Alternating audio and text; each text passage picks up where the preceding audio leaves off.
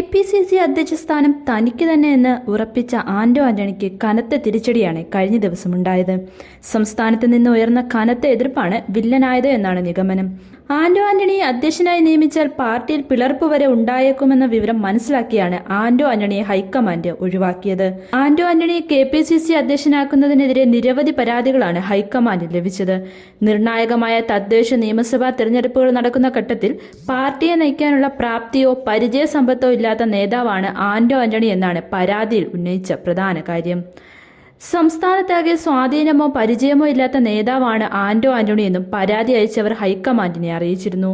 KPCC അധ്യക്ഷനെ മാറ്റണോ വേണ്ടയോ എന്ന കാര്യത്തിൽ അഭിപ്രായം തേടി നേതാക്കളെ ബന്ധപ്പെട്ട ലോക്സഭയിലെ പ്രതിപക്ഷ നേതാവ് രാഹുൽ ഗാന്ധി ഫോണിൽ ബന്ധപ്പെട്ടപ്പോഴും നേതാക്കൾ ആന്റോ ആന്റണിയോടുള്ള എതിർപ്പ് അറിയിച്ചിരുന്നു. സഭയുടെ പിന്തുണയിലാണ് ആന്റോ ആന്റണി KPCC അധ്യക്ഷ സ്ഥാനത്തേക്ക് എത്തുന്നതെന്ന പ്രചരണവും അദ്ദേഹത്തിന് വിനയായി. സീറോ മലബാർ സഭ ആരുടെയും പേര് നിർദ്ദേശിച്ചിട്ടില്ലെന്ന് ചൂണ്ടിക്കാട്ടി ദീപിക ദിനപത്രം മുഖപ്രസംഗം എഴുതിയതോടെ ആന്റോ ആന്റണിയുടെ ചീട്ട് പൂർണ്ണമായും കീറി. സീറോ മലബാർ സഭയുടെ ഒരു ഫെറോനയുടെ വലിപ്പമില്ലാത്ത ഒരു സഭയുടെ ഒരു ചെറിയ കർദിനാളിന്റെ ശുപാർശയായിരുന്നു കത്തോലിക്ക സഭയുടെ പിന്തുണയായി ഹൈക്കമാൻഡ് വിലയിരുത്തിയത്. അത് സീറോ മലബാർ സഭ ബിഷപ്പുമാർ തള്ളിയതോടെ കാര്യങ്ങൾ നേരെ മലക്കം മറിഞ്ഞു.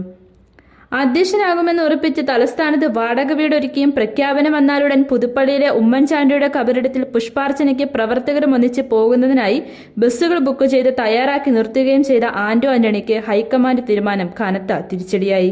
തലയിൽ കൈവച്ച് അനുഗ്രഹിക്കാൻ കാത്തിരുന്ന ആൾക്കും ഇനി മടങ്ങിപ്പോകാം. അധ്യക്ഷ സ്ഥാനത്തേക്ക് പേരുയർന്ന ഘട്ടത്തിലെല്ലാം എതിർപ്പ് ഉയർന്നുവെങ്കിലും ഹൈക്കമാൻഡ് നേതൃത്വത്തിലുള്ള സ്വാധീനമായിരുന്നു ആന്റോ ആന്റണിയുടെ ആത്മവിശ്വാസത്തിന് കാരണം. അതുകൊണ്ടാണ് അധ്യക്ഷ സ്ഥാനം ഏറ്റെടുക്കാനുള്ള തയ്യാറെടുപ്പുമായി കാത്തുനിന്നത്. അധ്യക്ഷ സ്ഥാനത്തേക്ക് സജീവമായി പരിഗണിക്കുന്നത് തന്റെ പേരാണെന്ന വിവരം മാധ്യമങ്ങളിലൂടെ പുറത്തുവിട്ടത് ആന്റോ ആന്റണി തന്നെയാണെന്ന വിവരവും ഹൈക്കമാൻഡിനെ പ്രകോപിപ്പിച്ചു. ഇതും അധ്യക്ഷ സ്ഥാനത്തേക്കുള്ള കടന്നുവരവിന് ആന്റോ ആന്റണിക്ക് തടസ്സമായി മാറി. KPCC നേതൃത്വത്തിൽ സമഗ്ര അഴിച്ചുപണി നടത്തിയ കോൺഗ്രസ് ഹൈക്കമാൻഡ് സാമുദായിക സന്തുലനം പാലിച്ചുകൊണ്ടാണ് ഈ മാറ്റങ്ങളെല്ലാം നടത്തിയിരിക്കുന്നത് എന്നത് ശ്രദ്ധേയമാണ്.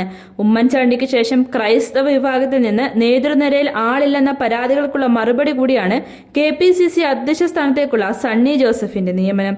ഉമ്മൻചാണ്ടിയുമായി ഏറെ അടുത്ത വ്യക്തിബന്ധമുള്ള നേതാവായിരുന്നു സണ്ണി ജോസഫ്. K സുധാകരന്റെ തലപ്പൊക്കമോ തീവ്രശൈലിയോ പിന്തുടർന്ന നേതാവല്ലെങ്കിലും പാർട്ടിയിലെ സൗമ്യമുഖമാണ് സണ്ണി ജോസഫ്. നേതാക്കളെ കൂട്ടിയോജിപ്പിച്ച് മുന്നോട്ടു പോകാൻ തെരഞ്ഞെടുപ്പ് വർഷത്തിൽ സൗമ്യമായ രീതികളുള്ള സണ്ണി ജോസഫിന് കഴിയുമെന്നാണ് നേതാക്കളുടെ പ്രതീക്ഷ. പരിചയസമ്പത്തും യുവത്വവും തുളുമ്പുന്ന ഒരു ടീമിനെയാണ് കോൺഗ്രസ് ഹൈക്കമാൻഡ് KPCC തലപ്പത്ത് നിയമിച്ചിരിക്കുന്നത്. തിരഞ്ഞെടുപ്പ് വിജയങ്ങളുടെ നെടുനായകരായി നിന്നവരാണ് ഇപ്പോൾ പദവി ലഭിച്ചിരിക്കുന്ന എല്ലാ നേതാക്കളും. തമ്മിലടിയല്ല, യോജിപ്പിന്റെ സ്വരമാണ് കോൺഗ്രസിൽ നിന്ന് ഉണ്ടാകേണ്ടതെന്ന് തിരിച്ചറിവുള്ളവരാണ് ഈ നേതാക്കളെല്ലാം. അതൊക്കെ തന്നെയാണ് ഇവരെ പാർട്ടിയുടെ തലപ്പത്ത് അവരോധിക്കാനുള്ള കാരണവും.